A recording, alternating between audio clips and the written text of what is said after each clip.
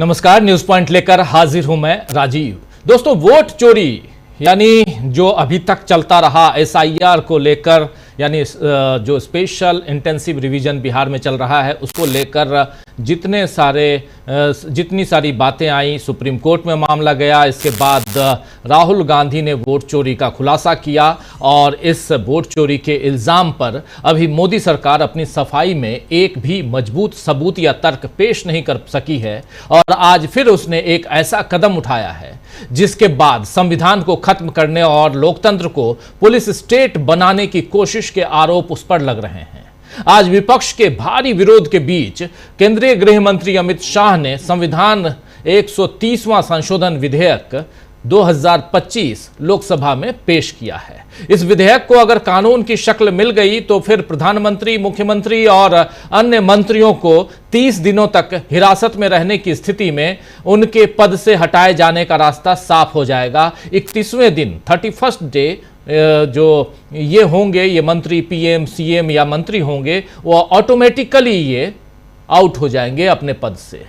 इसे आसान भाषा में अगर समझने की कोशिश करें तो ये है कि मान लें कि जांच एजेंसियों ने प्रधानमंत्री को या किसी भी मुख्यमंत्री को या मंत्रियों पर भ्रष्टाचार या इस तरह किसी भी तरह के किसी गंभीर आरोप पर जांच की, फिर गिरफ्तारी की गई और अगर आरोप को 5 साल या उससे ज्यादा की जेल की सजा जो इस आरोप के बाद अगर दी जाती है या ऐसे अपराध में उसको 30 दिनों तक उनको गिरफ्तार किया जाता है तो 31वें दिन या हिरासत में रखा जाता है तो फिर वो अपने पद से हटा हुआ ऑटोमेटिकली माना जाएगा।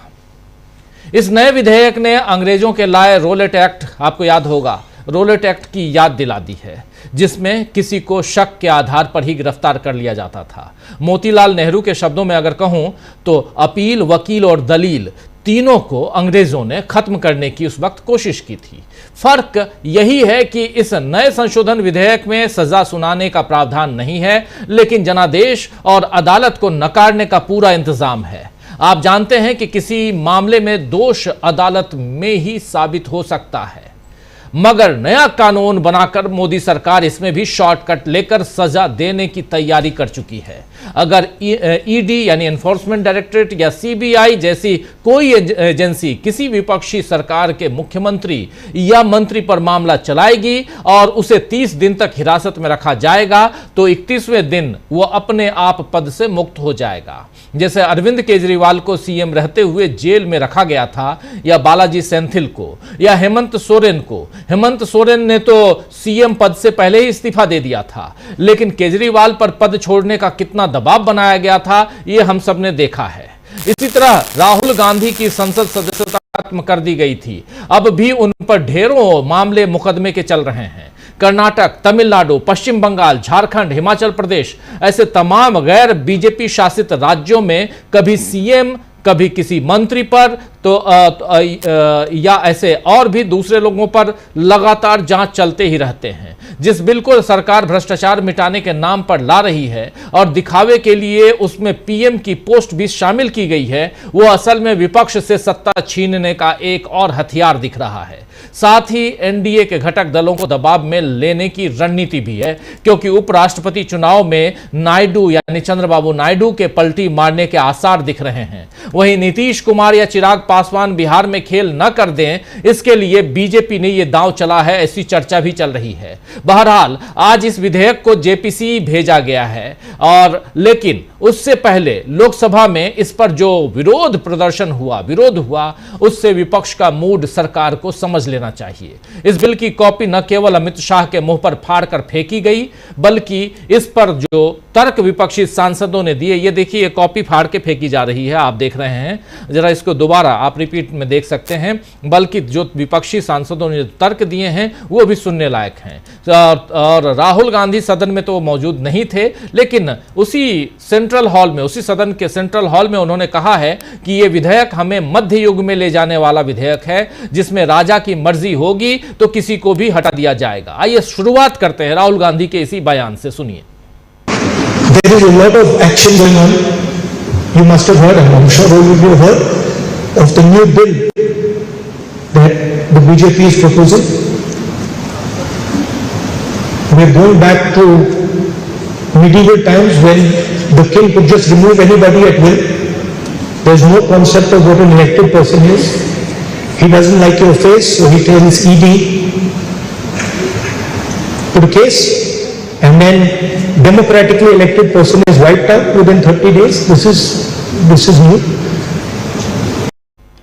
तो डेमोक्रेटिकली यानी लोकतांत्रिक ढंग से चुने हुए जो सांसद हैं या जो मंत्री हैं या चाहे जो सीएम है या पीएम है, इसको आप 31वें दिन हटा देंगे। ऑटोमेटिकली ये हट सकते हैं, हट जाएंगे इस बिल के पास होने के बाद। वहीं समाजवादी पार्टी के सांसद धर्मेंद्र यादव ने चक्की पीसिंग वाले बयान की याद अमित शाह को दिलाई है। जरा सुन लीजिए। माननीय गृह मंत्री जी, बहुत नैतिकता की बातें कर रहे हैं आपने भाषण दिए थे चक्की पीसिंग, महाराष्ट्र में जिनको लेकर डिप्टी सीएम बना के घूम रहे हैं आप बड़ी नैतिकता की बात कर रहे हैं, लेकिन आपने ही बयान दिया था चक्की पीसिंग का, और क्या कर रहे हैं आप? डिप्टी सीएम बनाकर उनको अपने साथ घुमा रहे हैं। ये कह रहे हैं यहां धर्मेंद्र यादव। आरजेडी के सांसद मनोज झा ने भी इस पर अपनी बात रखी है, जरा उनको भी सुनिए। साथियों को भी और सबको गौर से देखना चाहिए। एक्यूज्ड और कन्विक्टेड का पूरा फर्क मिट गया। जिस तरह से ईडी के बारे में सर्वोच्च न्यायालय की टिप्पणी थी कि आप राजनीतिक गेम का हिस्सा बन रहे हो, उसके बाद आपको क्या लगता है किसी को पीएमएलए में फिक्टिशियस डाल दो, 30 दिन नहीं आया वो पद? तो ये एक तरीका है कि जहां आप चुनाव नहीं जीत सकते वहां अब आपको हाउस ट्रेडिंग नहीं करना है, टॉपल कर दो, अनस्टेबल कर दो। और मुझे तो लग रहा है कि गृह मंत्री जी के दिमाग में अपने भी दल के कुछ लोगों को निपटाने की।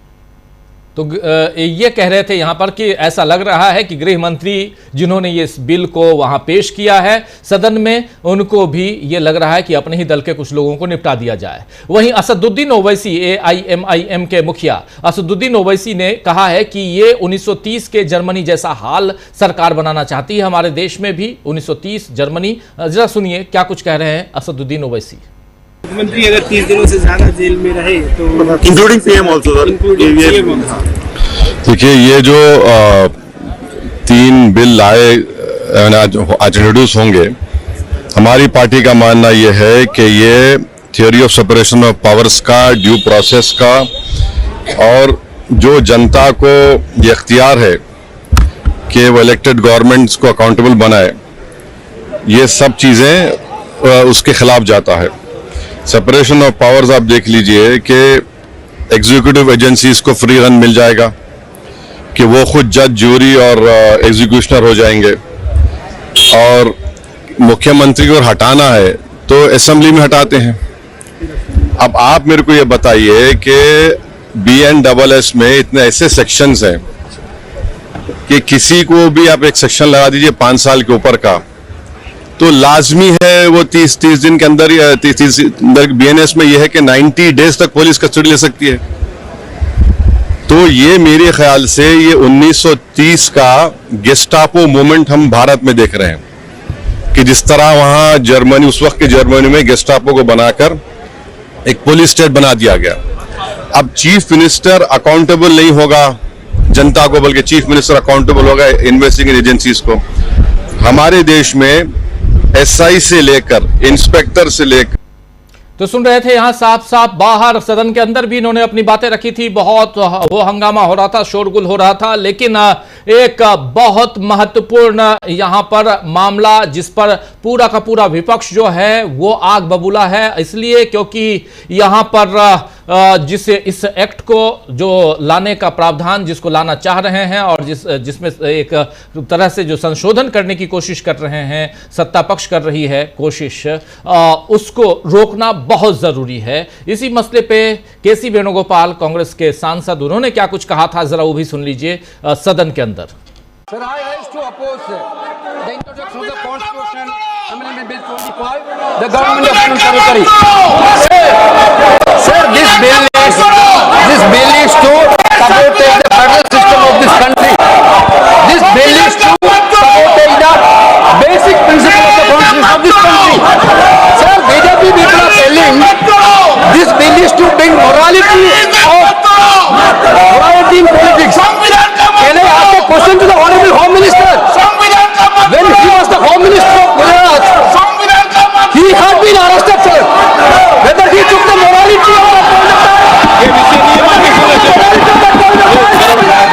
वैसे आप बिल पर बोलिए, आप 72 के नियम के तहत बोलिए। सर दिस नेम आपका डायरेक्शन है 19 आप 72 नियम के तहत बोलिए।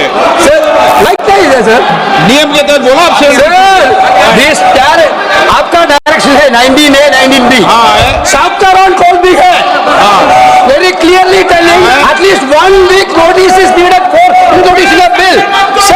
Sir, I am telling that this bill is to target the opposition ruling government. This bill is to threaten the people like Nitish Kumar and Chandrababu Naidu. This bill is to blackmail. तो सुन लिया आपने, this is too much. और यहां पर सब अपनी बातें रखते हुए, अमित शाह चुपचाप सुनते हुए, तो एक बार फिर समूचा विपक्ष मोदी सरकार की मनमानी के खिलाफ एकजुट होकर विरोध कर रहा है। और अंदाजा है कि खुद बीजेपी के भीतर भी इस बिल को लेकर बेचैनी है, क्योंकि अब बीजेपी मंत्रियों की नकेल भी मोदी और शाह इसके जरिए खींचना चाहते हैं। और इस बीच एक और दूसरी खबर आ गई कि जब यह विरोध प्रदर्शन हो रहा था तो एक बहुत बड़ा आरोप लगा, टीएमसी की सांसद ने वो आरोप लगाया है, कल्याण बनर्जी ने आरोप लगाया है। टीएमसी की सांसद, वो भी सांसद हैं, कल्याण बनर्जी भी, और इधर मिताली बाग वो भी सांसद हैं, कि धक्का मुक्की की गई इनकी तरफ, बीजेपी की तरफ से। और धक्का मुक्की करने वाले कौन लोग थे? वो थे किरण रिजिजू और बिट्टू, दोनों, इन दोनों ने की है। जरा उनकी जुबानी सुन लें, हम क्या कहें, लेकिन जुबानी सुनिए। पहले मिताली बाग को सुनिए। देखिए, हम लोगों को जो एमपी थे, टीएमसी का एमपी ओएलएक्स के सब लोगों के ओएलएक्स से गया तो प्रतिवाद किया। तो रिजू जी और बिट्टू जी अचानक मुझ पर हमला किया, धक्का मारा, छीड़ दिया। यहाँ पे देखिए, छीड़ दिया। पहले तो रिजू जी ने मारा, बिट्टू जी ने मारा। तो हमारा जो पठान भाई है ना, वो देख नहीं पाता, वो यहाँ से अगले रखा। उसके बाद थोड़ा हमला किया, जोर से हमला किया मोले लोगों ने। ये तो लज्जा की बात है, ये धिक्कार की बात है। महिला लोगों का आक्रमण करने के लिए हम लोगों ने धिक्कार। মিতালিদি কি হয়েছিল আপনার সাথে? দেখুন, আমরা টিএমসির আমরা এমপিরা। तो ये सुन रहे थे, मिताली बाग बोल रही थी, और कल्याण बनर्जी ने क्या कुछ कहा है इसी मसले पे, आइए जरा उनको भी सुन लीजिए। एमपी फाड़ा है, उसको लेने हम नहीं फाड़ा है, लेकिन वो छोड़ो, फाड़ा तो है, फाड़ा तो क्या है, योर अनकॉन्स्टिट्यूशनल बिल, इसको क्या करेगा? तोड़ेगा ना, नहीं क्या करेगा? ठीक से ठीक किया, जो किया ठीक किया, मैंने नहीं किया, लेकिन जो किया उसको सलाम जानता है, बुलाता है वो, ठीक किया। अनकॉन्स्टिट्यूशनल बिल, अनडेमोक्रेटिक बिल,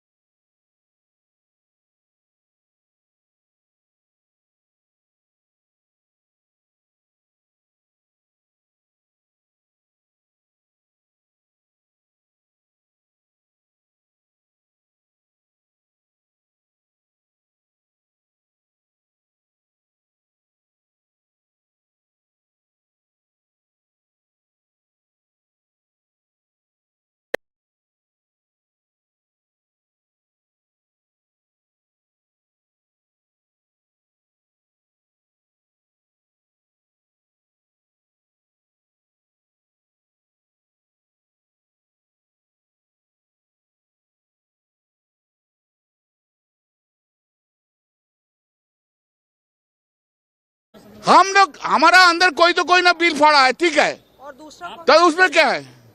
हम तो स्लोगन दे रहे थे, सब जमींदारी जो है टीएमसी का जो जमींदारी है वो हम ले लेता है मेरा घाट पे, चलिए हम लेता है, हम फाड़ा कि नहीं फाड़ा वो कुछ नहीं बात है। ये अनकॉन्स्टिट्यूशन बिल है, ये बिल को हम लोग देखेंगे, हम असंवैधानिक बिल है ये। अरे इसलिए वो हमारा 2 एमपी को गांव में हाथ दे देगा बिट्टू, अभी तो कांग्रेस छोड़ कर उधर चला गया, किरण रिजिजू आके गांव में धक्का दे देगा, मान लेगा ये मान ले सकता है हम लोग। उन्होंने धक्का दिया, हम लोग तो खड़ा था, हम लोग तो अमित। तो किरण रिजिजू और बिट्टू इन दोनों ने और 2 महिला सांसद, टीएमसी की 2 महिला सांसद मिताली बाग और शताब्दी, इन दोनों को धक्का दिया, मारने की कोशिश की। ये बता रहे हैं बेल में सबसे पहले यही दोनों आए थे और उसके बाद ये दोनों नहीं बल्कि पूरा का पूरा टीएमसी के पूरे सांसद थे, विरोध कर रहे थे। ये अनकॉन्स्टिट्यूशनल है, अलोकतांत्रिक है, ये बता रहे हैं, असंवैधानिक है, और इसीलिए इस बिल को फाड़ा किसने मुंह पे फेंका ये मायने नहीं रखता, लेकिन मायने ये रखता है कि ये अनकॉन्स्टिट्यूशनल बिल है और हम संविधान का अनुच्छेद 75 और 130 इसको बदलने नहीं देंगे। और यहां पर एक जबरदस्त लड़ाई आज संसद के अंदर देखने को मिली है और इसके बाद यह बिल जो है जेपीसी को, हालांकि पहले से ही यह तय था, बताया गया था सत्ता पक्ष की तरफ से ही, उसी में रिकमेंडेड था बिल के साथ ही कि इसको हम जेपीसी को भेज देंगे। लेकिन सवाल यह उठता है कि इतनी हिम्मत आखिर सरकार ने कैसे कर दी कि 30 दिनों के अंदर पीएम और सीएम की कुर्सी चली जाएगी? क्या यहां से नीतीश कुमार और चंद्रबाबू नायडू को पैगाम देने की कोशिश है? क्या यहां से वो कोशिश है जिसमें सत्ता के खिलाफ जो भी आवाज उठाएगा उसको हम जेल के अंदर ही नहीं डालेंगे, बल्कि 30 दिनों के भीतर आप किसी पद पे आसीन है तो आपको बाहर कर देंगे? ये किस ढंग का कानून? और ये कानून तो ठीक है आप बनाइए, लेकिन सजा देने का अधिकार संसद का नहीं है, सजा देने के लिए न्यायपालिका है। न्यायपालिका को भी आप बायकॉट करना चाहते हैं, बाईपास करना चाहते हैं, तो ये आखिर किस तरह की राजनीति, किस तरह की सियासत और किस ढंग की से देश को चलाना चाहते हैं आप? ये सारे सवाल आज पूछे जा रहे हैं विपक्ष की तरफ से सत्ता पक्ष को। सत्ता पक्ष से बहुत सारे सवाल हैं, इन सवालों के साथ आज आइए दोस्तों चर्चा करेंगे कि क्या मोदी और शाह ने एसआईआर के बाद एक और बड़ी गलती कर दी है और इस गलती के बाद आखिर क्या अंजाम होगा? क्या अंजाम भुगतने के लिए तैयार रहेंगे मोदी और शाह? क्योंकि अंजाम तक पहुंचाने की कोशिश ये लोग कर तो रहे हैं विपक्ष को, और विपक्ष का साथ देने वाले जितने भी दल हैं उनके लिए, लेकिन क्या कहीं गले की फांस ये कानून खुद इनके लिए नहीं बन सकता है? ये सारे सवाल हैं, इन सवालों का जवाब ढूंढने की कोशिश करते हैं। आइए जरा हमारे तमाम वरिष्ठ साथियों के बीच ले चलते हैं आपको। देखिए 4 वरिष्ठ